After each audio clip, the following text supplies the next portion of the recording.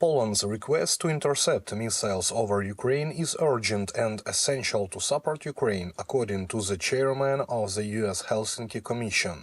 They urged President Joe Biden to allow Poland to shoot down Russian missiles heading toward Poland over Ukrainian territory. We urge the U.S. administration to grant Poland the authority to intercept and neutralize missiles over Ukraine, especially those that may breach Polish airspace. Poland's Minister of Foreign Affairs, Radosław Sikorski, recently made this request, and we believe granting this capability is a critical step in protecting NATO territory and ensuring the security of one of our closest allies. The chairman of the Helsinki Commission, bipartisan U.S. Congress members. For the first time, the Foreign Affairs and Defense Ministers of Poland discussed this idea at the NATO summit in Washington in July. They indicated that Poland would proceed only with Allied approval. Minister of Foreign Affairs Radosław Sikorski expressed hope that NATO would allow Poland to intercept missiles over Ukraine, although some NATO countries, including the United States, currently oppose this. Sikorski noted that the matter will be discussed at an upcoming NATO ministerial meeting.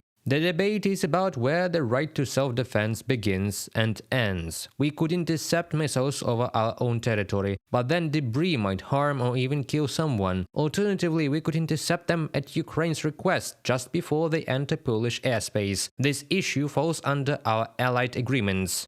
On July 8, Ukraine and Poland signed a security agreement allowing the interception of missiles and drones in Ukrainian airspace if they are directed toward Poland. Supporting Ukraine and enhancing cooperation with NATO were key topics during the November 4th meeting in Berlin between Secretary-General of NATO Mark Rutte and German Chancellor Olaf Scholz. NATO Secretary-General emphasized that the war is expanding beyond Ukraine's borders. The front line of this war now extends beyond Ukraine, reaching the Baltic, Western Europe and even the far north. NATO stands ready to deter these threats and defend against them. We are investing in our capabilities across all domains: land, sea, air, space and cyber. If Putin were to defeat Ukraine, he would not stop there. Russia is already waging an active campaign of hybrid attacks within allied territories. Mark Rutte, Secretary-General of NATO, during press conference. Meanwhile, Finland's Minister of Defense has stated that Europe must be prepared to increase its support for Ukraine.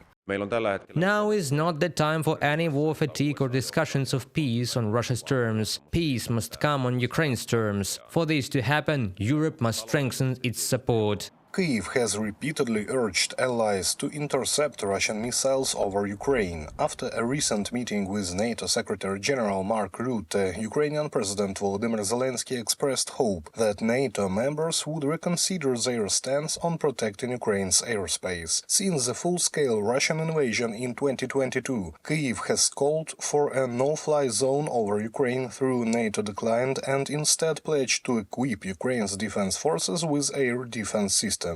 Reported by Serhiy Kulias, Christina Dombrovska, UATV News.